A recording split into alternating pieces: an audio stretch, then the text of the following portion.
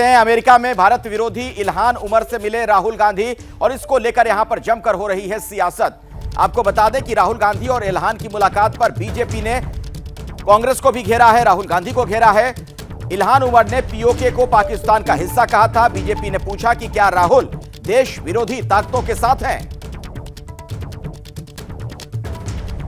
ये वो तस्वीर जिसके आधार पर राहुल गांधी पर यह हमला किया जा रहा है, जिसमें इल्हान दिख रही हैं राहुल गांधी के साथ।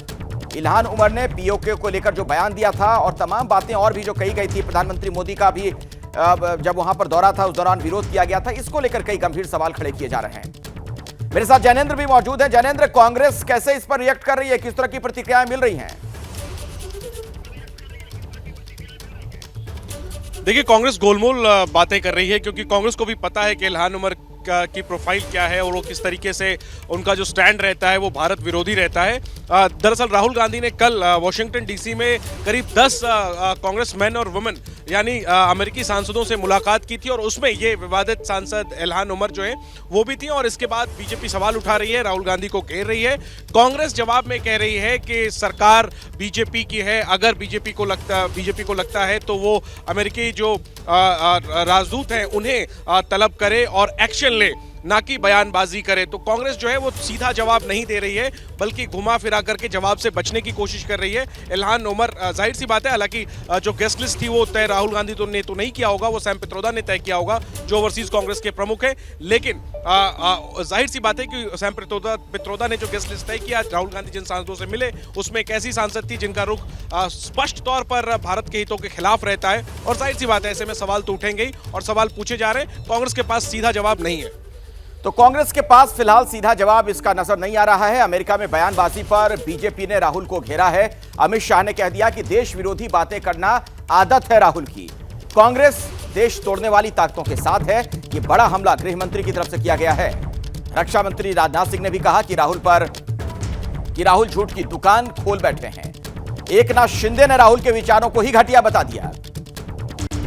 तो आप देख रहे हैं, चाहे बीजेपी हो या फिर सहयोगी दल हो बीजेपी के, चारों तरफ से इस मामले को लेकर हमला किया जा रहा है, कांग्रेस पर भी और राहुल गांधी पर भी।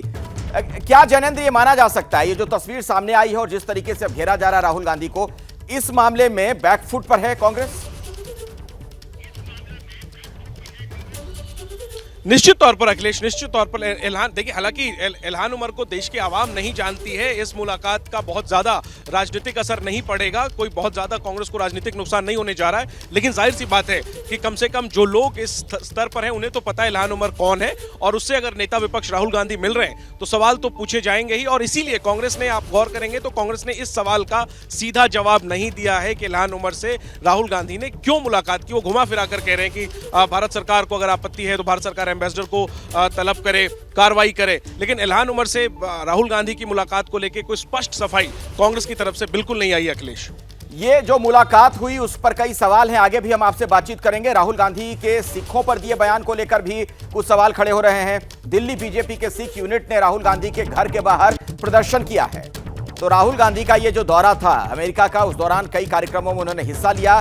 जो बयान उन्होंने दिए उसको लेकर आप देखिए देश में कैसे बवाल की स्थिति है, चर्चा बहुत ज्यादा हो रही है उनके हर एक बयान को लेकर। ये तस्वीरें आप देखिए किस तरीके से राहुल गांधी के बयान को लेकर दिल्ली बीजेपी के सिख यूनिट ने राहुल गांधी के घर के बाहर प्रदर्शन किया है।